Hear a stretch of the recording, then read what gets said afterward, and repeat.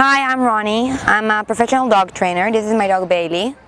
And today we're going to teach you how to do a duck walk. Okay, so Bailey. Good. Good girl. So this is basically what we're going to learn how to do. In order to start teaching this trick, the first thing that I want you to do, I want you to take something that you can treat your dog with. Personally, I enjoy using hot dogs. I find it more motivating for the dog than its regular food.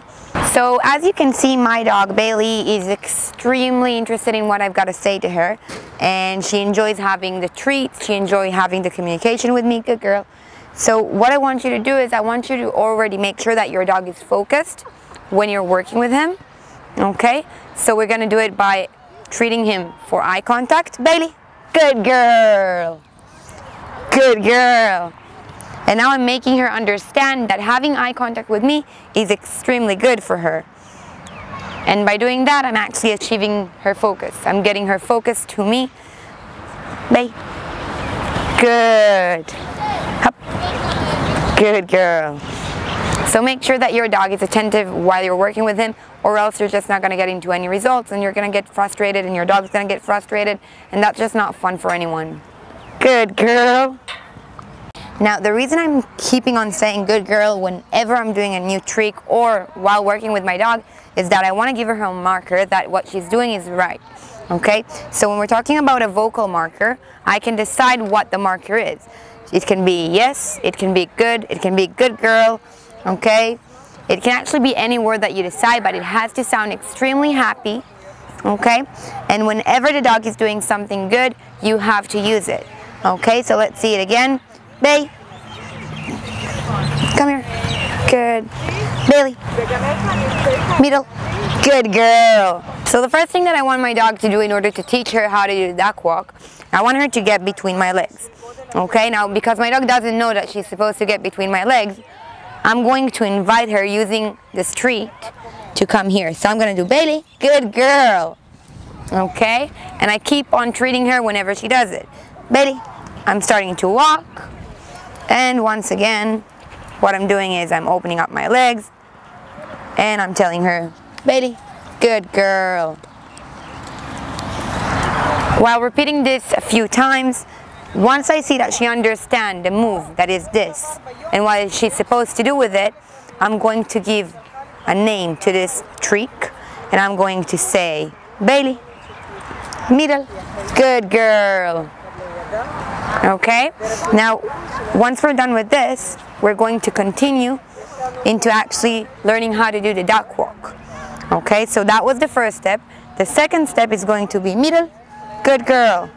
And I'm going to give her the option to put her feet on my foot. Okay, now most dogs are not going to feel comfortable doing that immediately. Good girl. And I'm going to treat her as soon as she does it. Good girl. Good girl. And now she has both foot on my foot. So what we're doing next is we're making her feel comfortable about having it over there. Now I'm going to move my feet. And I'm going to give her another chance to do it again to show me that she actually understood what I want her to do. Middle. Good girl. And I'm closing up my foot to her body. Good girl.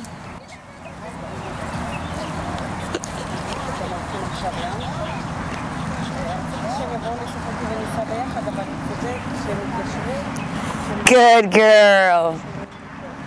While you might think that it's extremely easy to do it because of this video, what I want you to understand is that it takes time for dogs to feel comfortable with someone else's body. Okay? So the more you work on it, the better the result is going to be, and do not expect your dog to understand it in half a second.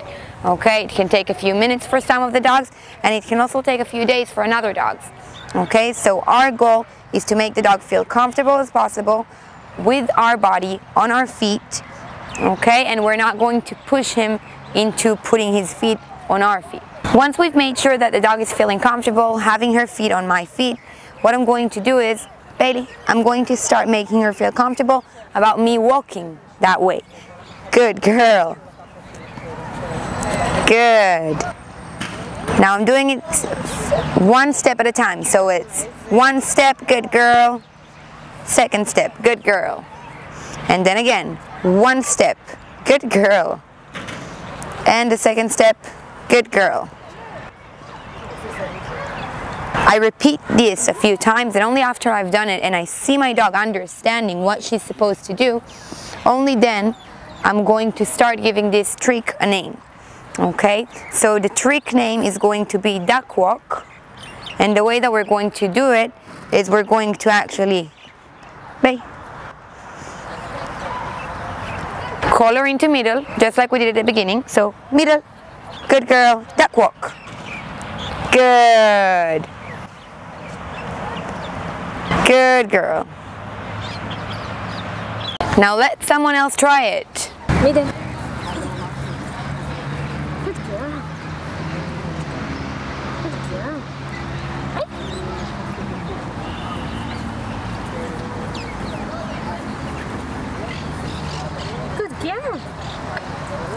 If you're watching this video, so you're probably a dog owner, and as a dog owner you're probably aware of the problem that most dogs seem to experience when it comes to fleas and ticks. Now personally, I don't like using any chemical products upon my dog just as much as I don't like using it on myself. When it comes to chemical products, what happens is that it can actually leave your dog with bald spot and sore skin, and not only that, but your kids can actually play with your dog, and also your dog can't play with other dogs because it's extremely dangerous if they just bite on the chemical collar. When it comes to my dog, I only use Arava products. It's safer for your dog, it's all natural, based on natural oils and minerals from the Dead Sea. Your kid can play with your dog can play with other dogs. It's working wonderful for Bailey, it's working wonderful for the dogs that I train. So just go on Amazon, type Arava, and there you have it.